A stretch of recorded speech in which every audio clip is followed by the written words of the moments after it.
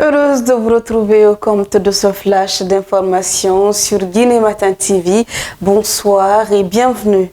Une soirée entre amis a viré au drame mercredi à Somphoniagar, en haute banlieue de Conakry. Aboubakar Bangoura a été battu à mort par son ami portant le même prénom que lui. C'était aux environs de 23 heures. Selon les informations, c'est à cause de 5 000 francs guinéens que tout est parti en vrille. Entre les deux amis, après leur soirée arrosée, le suspect aurait demandé à Aboubakar Bangoura de lui donner 5 000 francs guinéens pour le transport. Ce dernier aurait répondu qu'il n'a pas d'argent. Malheureusement, cette réponse a suscité la colère de son ami.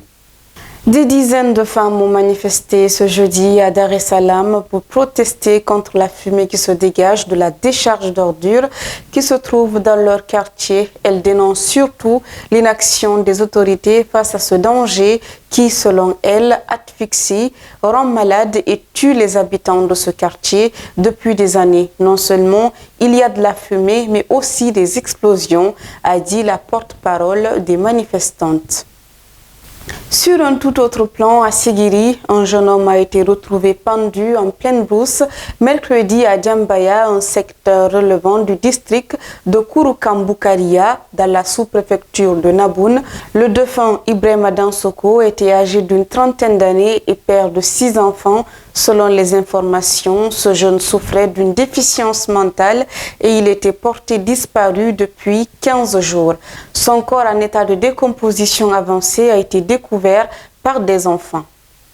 Restons toujours à Sigiri où une jeune femme violemment battue par son amant risque de perdre son œil. Les faits se sont passés mardi dernier aux environs de 12 heures au secteur abattoir dans la sous-préfecture de Doko.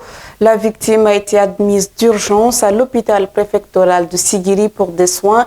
Pierre Tenguino, l'auteur de cette violence, a déjà été interpellé et selon son propre récit, c'est une question d'argent qui l'a conduit à rouer de coups son amante. Elle m'a demandé de l'argent, je lui ai remis 400 000 francs guinéens, mais elle a tenté de prendre le reste de mon argent, s'est-il justifié.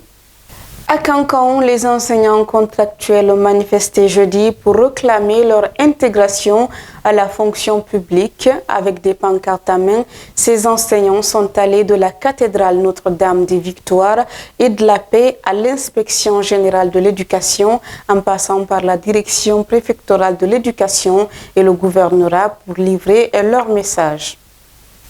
Ailleurs dans le monde, le président américain a mis ses menaces à exécution. Donald Trump a lancé sa grande guerre commerciale baptisée Journée de la Libération. Un droit de douane de 10% est imposé à tous les produits importés aux États-Unis. Pour une soixantaine de pays, c'est la douche froide. Il se voit imposer des droits de douane supplémentaires très élevés.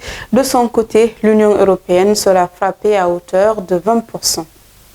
Voilà, mesdames et messieurs, c'est tout pour ce flash d'information. Merci à tous de l'avoir suivi.